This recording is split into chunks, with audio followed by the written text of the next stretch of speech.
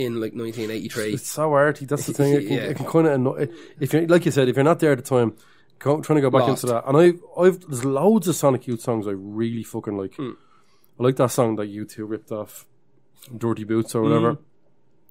I like what's that fucking deadly long song they have that was on? I think it was on the Stigmata soundtrack as well. Actually, some soundtrack. They pumped a lot of stuff out. No, it was on the End of Days soundtrack. I think actually. With Arnie. Yeah. I saw it too. What that End of Days film? Yeah, I think it was on that. With a weird gun. No, that was Eraser.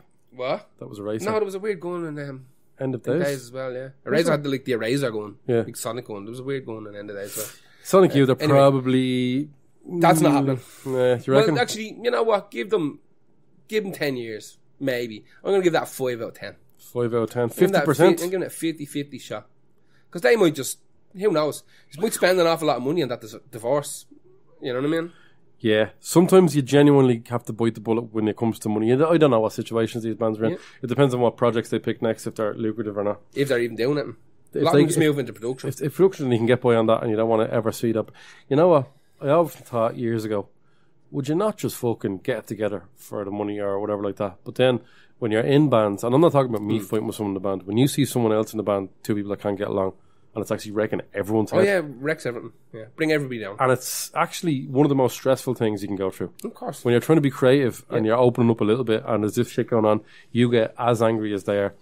And it becomes a fucking absolute mental health thing. You're like, nothing's worth this. No. I'm going to get a job get me the fuck out in a petrol station and still feel better than this shit. Yeah. So yeah, I've changed my mind on that kind of, just do it. No. Yeah. No, fuck the people. You have to look after yourself. Well, who's your next one? My next one is Cocteau Twins. All right. One of my favourite bands. They're on the 4AD label as well that we talked about. Pearly Dewdrops Drops is a fucking brilliant song. It's one of the more accessible ones by them. Still can't understand what Liz Fraser's saying. Never really can. But that's just her style. She has that style of vocal. It's one of the most unique voices in music, I have to say. And she's phenomenal. They had a huge... They're kind of going along all right on 4AD, and then they had Heaven in Las Vegas, which was the breakthrough song, and that Cherry Coloured Funk song is huge as well for them. But she was going out with, I think possibly married, in a relationship with Robin Guthrie from the band, and that's going to cause poison. That's going to cause problems. So they broke up in '97. Now the reunion, Coachella, they got them thrown at them. However, this was in 2005. She tried. She said, "I can't." Really? Absolutely tried it. I went, like, she's a kid with them and all, like, you know what I mean? She said, "I can't do it. It's too hard." So whatever happened or whatever like that, she seems to be an incredibly, I won't say emotional person because I think that can be used as a sort of derogatory term. But for instance, a quote from her would be, just to put it in context better than I can. She said, "I see making music completely inseparable from my emotions. So whatever state she's in is what she's doing. So that's going to be, she can't do music unemotionally. Like, she can't flick that switch and go, I'm going to do it." Like, they strike me as another band who wouldn't do it for money, but the fans and stuff like that, because they're another band that got even bigger after they broke up. Just kept steamrolling, because they are sort of like post-punk dream goth. Post-punk dream goth. I don't know. Like, again, I have to put we have to sort of label this for sort of people that are kind of like, what is it like? Well, I better listen to this, whatever like that. She said she tried and literally couldn't do it. She was massive mates with Jeff Buckley. Really? Just an indie, got so close friends with him on the year they died, and that was 97, and that was also when the band broke up. So I wondered if someone get a bit jealous, maybe. The husband, the fella get a bit, I don't know. Anyway, chances of them doing it after they actually signed up to Coachella and cancelled it. Yeah. Low. I don't think it's going to happen. I saw her this year with Massive Attack doing Teardrop. And although I thought that the mixing of the sound at that gig in the Tree Arena sounded like horseshit, she sounded great. She'll always sound great. And she'll always have an incredible presence on stage for someone that just stands still. Yeah. She's just brilliant. Cocteau Twins I would definitely recommend. If you have to... Just the greatest hits is great. Stars and Topsoil. Give that a go and then break into other stuff if you want. Yeah, if that does it for you. Yeah. Go rooting. Another 4AD project was This Mortal Coil, where they covered Tim Buckley, actually, Jeff Buckley's dad. Yeah, chances of Cocteau Twins. I'm going to put that at a 10%. I don't think that's going to happen. Nah. Because they tried. No, actually, no. Someone said they tried and then couldn't do it. I don't think it's going to happen. No. She seems to be an incredibly private person. Does her own thing. Yeah, absolutely. These are the people that you can't really buy. Yeah. It's rare in music, man. It's very rare. But these are the people that we But picked. when you can't buy them, you can't. You can't buy them, you can't really buy them. Yeah. So, yeah. Who's your next one? Rage Against the Machine. Yeah, I don't think they'll definitely, because of Cocteau Twins, because they tried hard and didn't. Yeah. They're not going to do that again. They tried and didn't. And a funny thing about Rage Against the Machine is, I know this is going to sound very fucking selfish, but when those Twin Towers were coming down, we were doing the podcast today as well on that day. The first thing I thought was, imagine how good that Rage Against the Machine album's going to be. Yeah. Yeah. And they didn't do it. No, Evil Empire, wasn't it?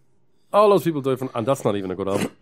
It's okay. There's a couple of decent tracks on it. First and third for me, you know. Second album's fine. It feels a bit rushed. So apparently, formed in 1991, and the debut album came out in 1992. Very quick. It's so good. Yeah. All recorded amazing. live. Yeah. It's sonically outrageously good. But content-wise, no let up in it. It's just every song is perfect. Yeah, really is. Apparently, rumours of them breaking up started right after that first album. Started before, while they were recording the second album, rumours start floating around. So they're pretty quick about trying to get the second album out as quick as possible. But there was already talk of them breaking up. So in the year 2000, Zach, the singer, rapper, he released a statement on his website. Yo. Check it out. Yeah. Saying that he couldn't do it anymore. The band were very indecisive. They couldn't push forward any decisions. Morello then, he gave an interview a couple of years later, said they were just killing each other over nothing. He said there was literally fist fights over like merchandise designs and where to tour and what the set list was going to be. It was just outrageous. They had such direction, but I thought before they broke up that they were one band that were all on the same page. You would have thought absolutely you would have all thought on the same page, because it came across that way. But there's one thing that lets me know in the years that happened after it that they definitely weren't, and that is Audioslave. Yeah. Well, there's an interesting story where all that came from. So Zach releases his statement saying he's leaving the band. The band wanted to stay together. They actually thought about just getting a new singer. And then they decided, let's not do that. And apparently there was a period where they were going to become Ozzy Osbourne's backing band. So Jesus. Rage Against the Machine were just going to be Ozzy Osbourne's backing band. See, this is what I'm talking about. That doesn't seem like a band that's on the same page. No. With Zach de la Rocha. Now, it gets even funnier. That didn't pan out. So they were very close to becoming Macy Gray's backing band. Macy Gray. I try to walk away. I try to say goodbye and not choke. Yeah. They were very close. That's a whopper debut from Macy. Mm-hmm. She tried to buy hash in Ireland. Not even weed. Hash. I heard stories about people going, she's looking for hash. Really? Mad. It's a little pinner. This was on our first gig, she playing the Olympia or something like that. Someone else, Macy Gray just asked me for fucking hash. You sure it was hers? Like, it's bleeding Macy Gray. Yeah, for real. I can't miss her. Anyway, go on. So they almost became Macy Gray's backing band for a while as well. They put it out there, and then Audioslave happens. And I'm not a big Audioslave fan. It doesn't make sense to me. I hate it. I do think some of the songs are fantastic, but supergroups by their nature for me have a bitter taste a little bit, and I don't. You have to sell me on a supergroup. Hard. You have to sell me really hard. Fucking hard. Because supergroups for me mean one banger and a load of filler. Pretty much. And that is Audioslave for me. Absolutely. It didn't work out. The band couldn't get it together. I don't think there's ever really been rumblings even of a proper reunion. They did, didn't they? They tried to do something a while ago. Was it Coachella? Yeah, I think so. This podcast should be called Coachella's Attempts at Nostalgia. But apparently Zach went off and recorded a hip-hop album that's never been released. That's right, I heard that. I was waiting for that. It was supposed to be a thing. Yeah, I actually was really looking forward to that. Yeah, there's only been a few bits. He done the one with Run the Jewels. He's done one with DJ Shadow. There's only been a couple of bits and pieces with his actual. No, I think he has been doing poetry. Yes, yeah, but that's when I think what he wants to concentrate on. So that's when he can actually do his thing without a band. Yeah, he can roll solo with it. In terms of a proper get together, like a proper reunion, no, that's a 3 out of 10. Because you know when you get these fucking interviews with bands that are, let's say Coachella get them in, right? First question is, what's it like by Spectacle? It's good, talking about the old times. Second question is, you got any new material? Actually, you know what we're thinking about? You know, we were playing around, we were doing rehearsals, doing a few things, and we were thinking some of it is almost always bullshit. Yeah. And it was bullshit in this case. Well, there was an interview with Morello who said that they did get back together again, they wouldn't bother writing new stuff, because he thinks that all their albums are still relevant to the way the world is. Well, he's not really wrong, He's not actually. wrong, no. He's not wrong in that regard. Not wrong at all. But yeah, I wanted to get that one out there. That's because that's a big one. It is a big one, and I agree with it. And that's a big one. All right, so what's your next one? My next one is Husker Du. I picked the song Terms of Psychic Warfare. Songs we're picking aren't massively important to this place. We're really talking about bands. Sometimes our playlists will do that. Husker Du, Jesus, there's an influential band. Yep. They're I'm going to do my labels thing again. Started off as a hardcore band. Yep. Husker Du were hardcore bands. Moved on to sort of whatever they fucking wanted to do. Alt rock and a bit of... Yeah. Strange fucking band, man. Yeah, they definitely had incarnations, really, didn't they? Yeah. I love that album. Seasons. I love that album, New Day Rising. And that's what this song is off. There's a lot of Husker Du stuff that's, for me, not really for me. I think a lot of people would say that. A lot of it. They're another absolute massive influence on the grunge scene. Yeah.